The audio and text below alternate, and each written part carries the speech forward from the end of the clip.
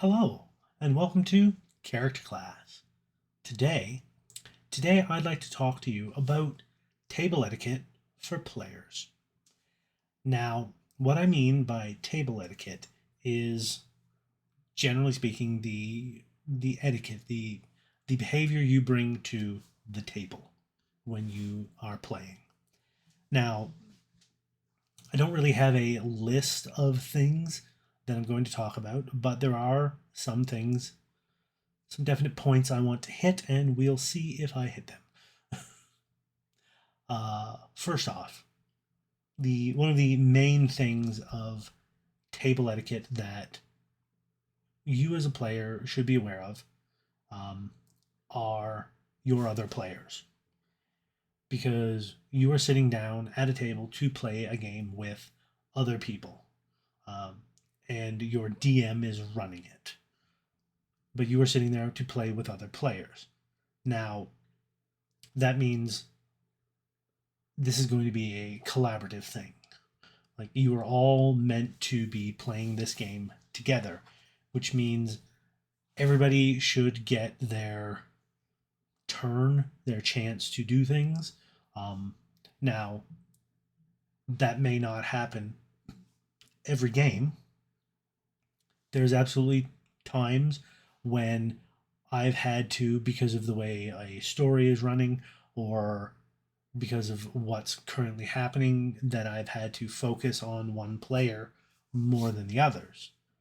And when that happens, I then, the next session, will focus on that player less and focus on the other players more to kind of even things out. Now, it's never going to be perfect. You're never going to get things absolutely balanced unless you are keeping immaculate records.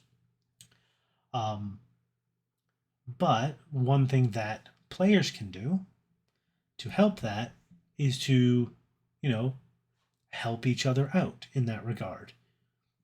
Check in with each other when playing to see if like you are trying to, for example, like solve a puzzle or figure out what you guys are going to do next. Go around the table and check with everybody, make sure everybody has a chance to say something. And it can be as easy as just, you know keeping your mouth shut while other people are talking, um, so that you're not interrupting them or steamrolling over them. Because some people at the table, if you end up talking over them, they will quiet up and they won't say anything for a little while because they just are pulling back. Um, that is always a possibility. And as players, you can uh, basically kind of mitigate that happening by making sure everybody gets a chance to speak, that everybody gets a chance to interact and have fun and do the thing that they came here to do, which is play a game. Uh, that's one thing. Another thing is, of course, helping out your game master, your dungeon master, your storyteller, whatever it is. And that can be done a lot of ways. There are a lot of little ways that you can do to help them out. Um, you can take notes. You can keep track of party inventory. You can, be ready to go when it's your turn for like combat or this, that, or the other thing. You can pay attention and be engaged. Um, Sometimes even just reading up, if they do like prepare things and are like world building their own world, even just reading up the stuff that they are putting out there so that you are familiar with the world in general.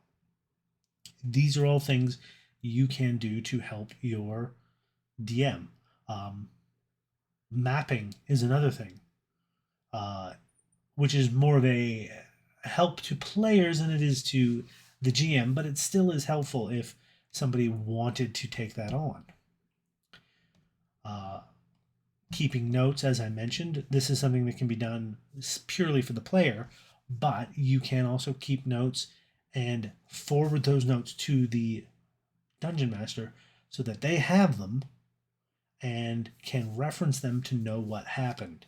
Because DMs forget things too. Um, these are some ways that you can help your DM.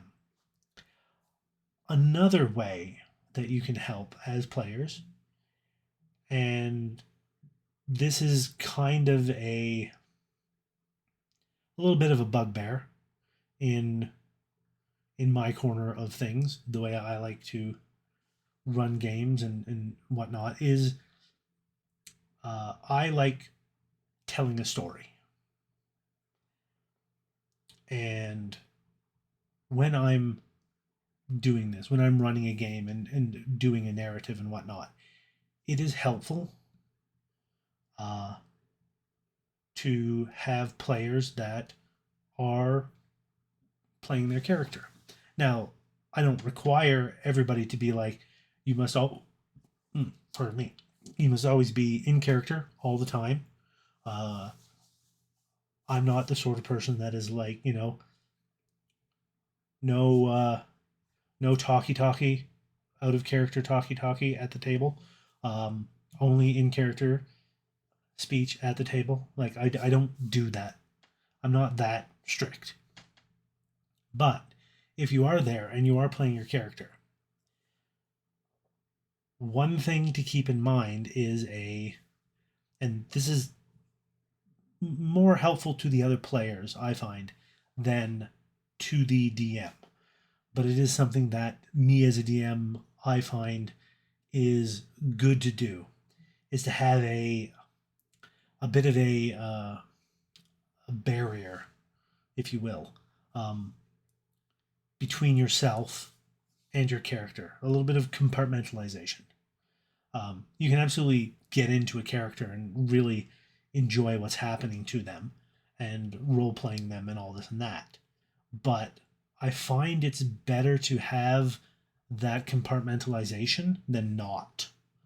Because if you have that compartmentalization, then when it comes to a situation where your character has an opportunity to do a thing, and you know that doing a thing is going to be something that your character would probably do.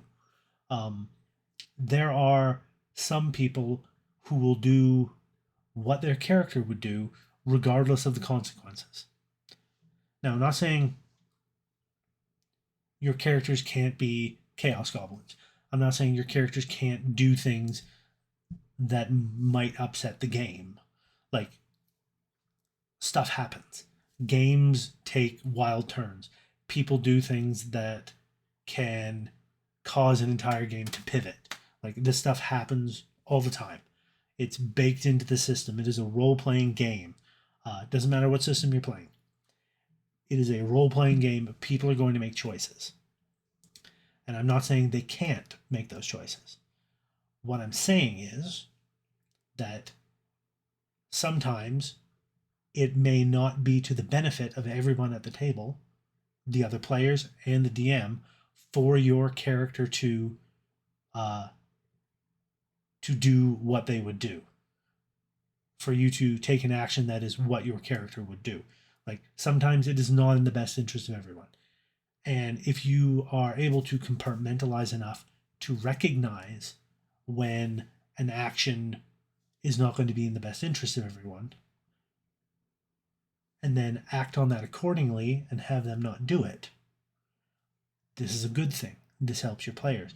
Now, one way that this can come up is if there is, for example, a scenario or an event or something that one of your players at the table, one of the other players, may find triggering or has a problem with, or it is one of their lines that they have, the hard line. But your character is built in such a way that they would do these things. Then acting as your character would act is going to cause a problem. And generally, if it's a line, you shouldn't be crossing it because that's what lines are for. That's why it is a safety tool and why it should be used. Uh, so yes, if it like this is an example of what I'm talking about for that compartmentalization, and it leads quite quite smoothly into safety tools and lines and veils because as a player, one thing you can do is to be aware of what other players' lines and veils are and act accordingly and not bring them up. Now, the DM, the storyteller, whatnot, is going to be aware of them. It's part of their job. But you, as an individual player, it's also part of your job to be aware of these and to, maybe keep an eye out on your fellow players. If any one of them is having a bad time, maybe getting triggered by something they didn't realize they would be getting triggered by. It is okay to, speak up and be like, are you okay? Do you need to take a break?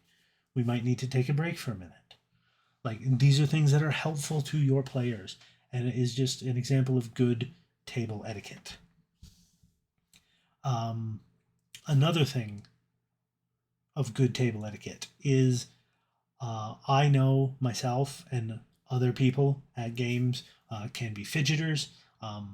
They like to fidget with things. They may not be paying attention all the time, and that's okay. I know that there are some people out there that are like, no, you must pay attention at game.